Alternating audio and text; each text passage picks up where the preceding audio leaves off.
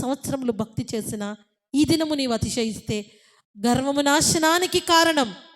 వినయ విధేయతలు గౌరవాన్ని పొందుకుంటావు, విజయాన్ని పొందుకుంటావు.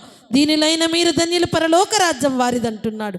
దీనత్వము కలిగి దయామయుడైనటువంటి దేవుని యొక్క ఆశీర్వాదం పొందుకొని ఆయన చాటున నివసిస్తావా? ఆయన చాటున నీవు నివసిస్తే ఏముంచుతాడంటే చూద్దాం. 91వ కీర్తనలో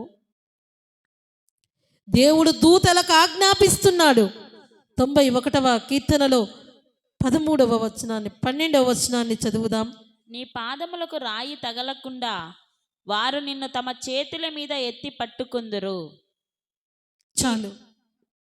దేవుడు దేవదూతలను ఉంచాడు.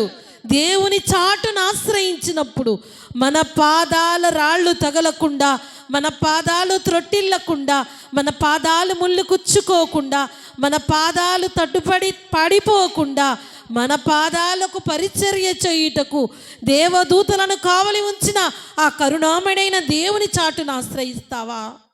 లేక నీ బలాన్ని ఆశ్రయించుకుంటావా? నిన్ను నీవే అతిశయించుకుంటావా? దేన్ని ఆశ్రయిస్తున్నావు?